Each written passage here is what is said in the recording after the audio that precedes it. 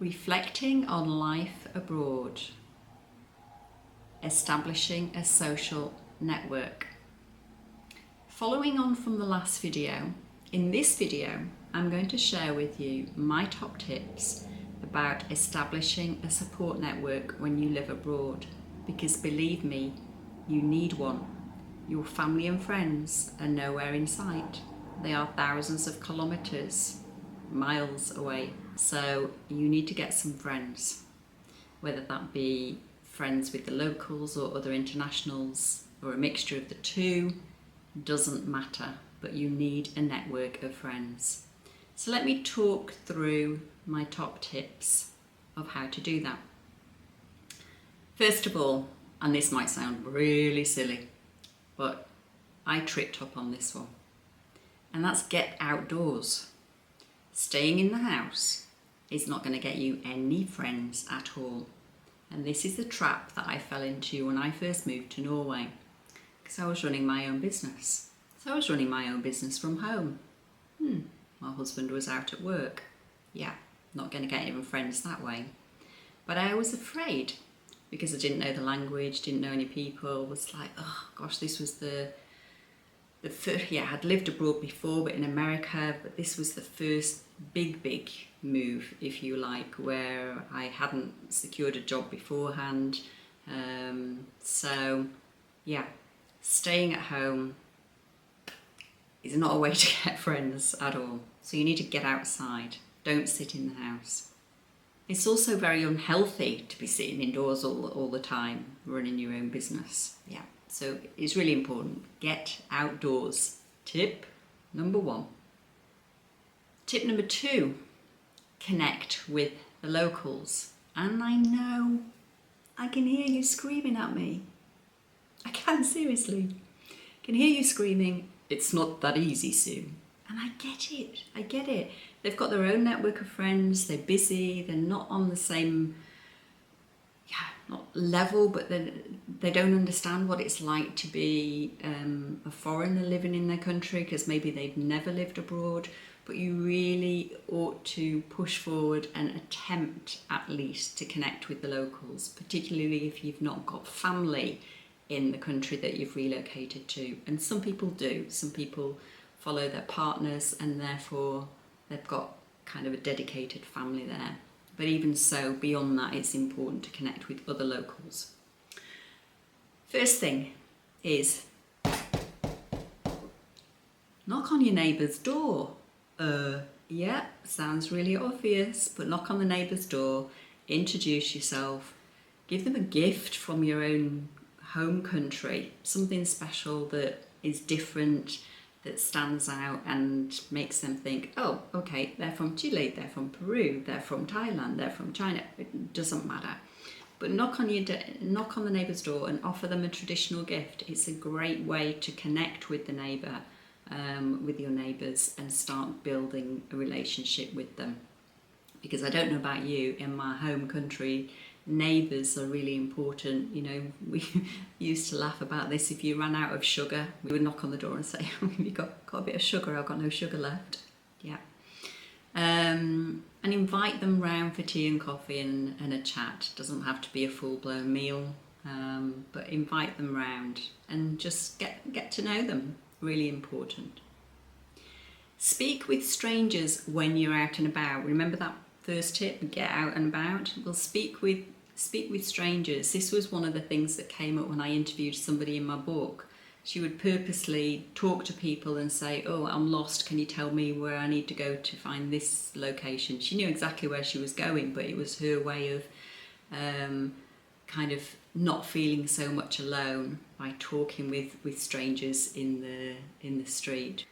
Another tip with regard to connecting with the locals is become a regular in the local cafe, particularly if you're working from home. You know, keep going to the local cafe for a break, lunchtime, it doesn't matter when, and you will probably find that you start to build a network and just start to chat with people who are also regular cafe goers at that particular point in time. And yeah, Don't go at the same time all the time, but change the rhythm so that you meet new people. So get out and about and get to the local cafe. Tip number 3, attend professional events. On the internet you can look up through various platforms. There's Eventbrite, there's naturally the Chamber of Commerce, find out your local expat groups, look at career fairs, international meetup groups and others. Find out what's going off, what groups there are in your local area that you can actually attend, and attend them and start socialising with the locals, with other internationals, etc. in your area of interest. The other point with this, particularly if you're looking for work, is use LinkedIn and reach out to professionals who are working in your profession.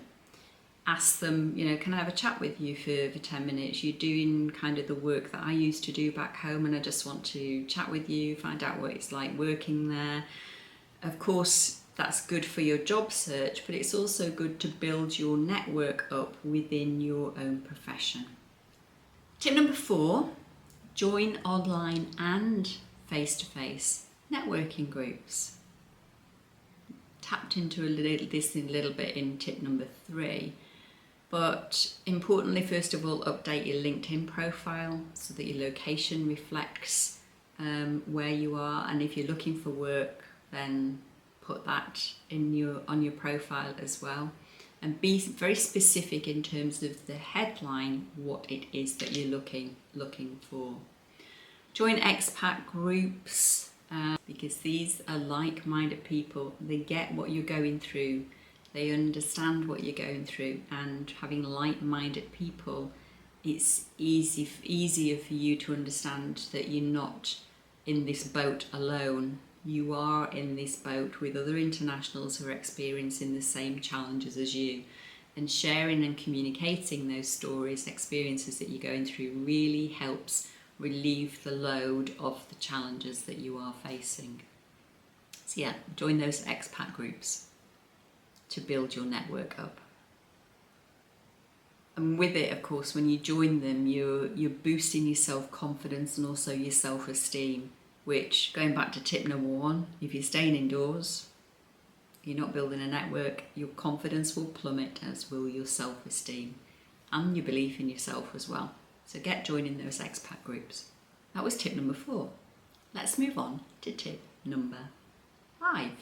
Join some hobby groups, and hobbies that you have, hobbies and interests that you already have, or maybe you're interested in doing something else abroad. I've started to do yoga, would never have dreamt of that in my home country. Yoga, no, that's not my cup of tea, but it absolutely is now.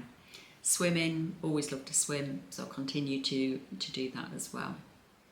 Tip number 6, when you're learning the language, make sure that you're attending face-to-face classes.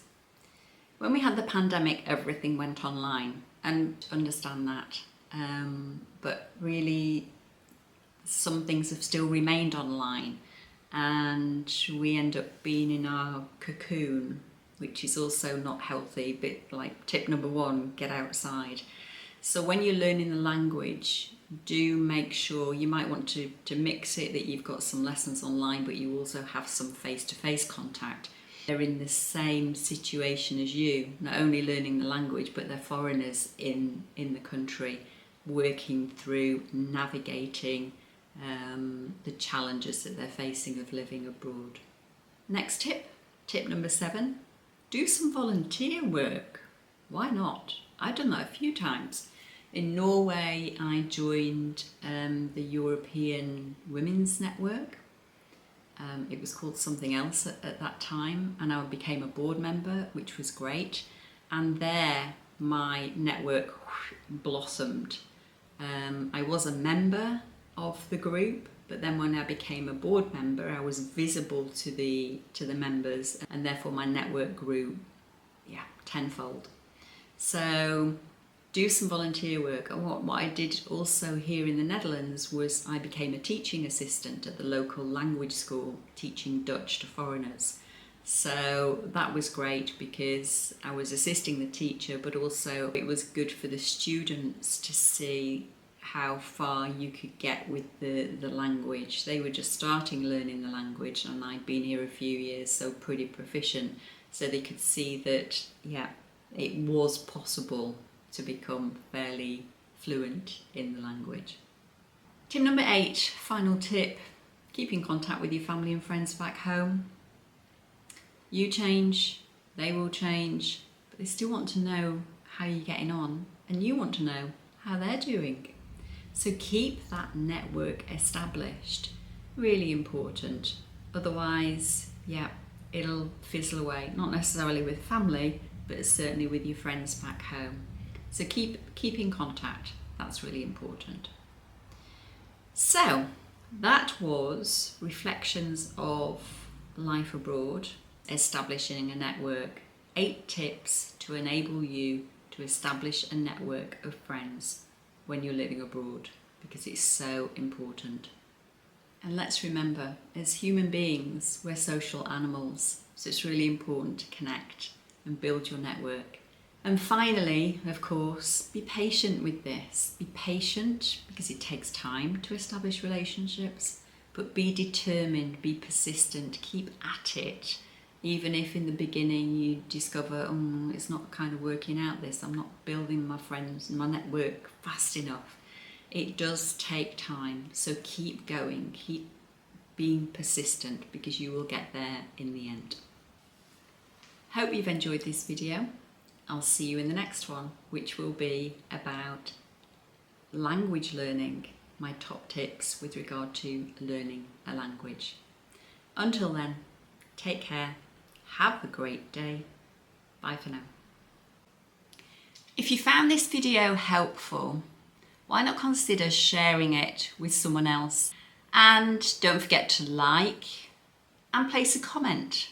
I'd love to know what you think about the content of this video and the other videos. And importantly, don't forget to subscribe, then you don't miss out on future videos. And remember, there are plenty of videos that have come before this one, so take a look through the channel and enjoy browsing and listening to the other content that I've posted over recent months. Until the next time, take care. Thanks for being here. I really do appreciate it. And I'll see you in the next one. Bye for now. Did you know I'd written a book titled Sink Then Swim: How to Survive Life's Most Stressful Situations When Living Abroad? It does exactly what it says on the cover. When navigating country culture, death of a relative, divorce, separation, ill health, and finding work and other situations like this, we first sink and then we swim. Reading my and the stories of others, going through the tips, and also completing the swimming lessons within the book will enable you to deal confidently and competently with any of those situations. What's more, one of the most important aspects of being able to deal confidently and competently with these situations is knowing yourself inside and out. So you dive deep into revealing the real you, the authentic you. To learn more about my book, visit my website, sueschormansauthor.com. Thanks for listening. Bye for now.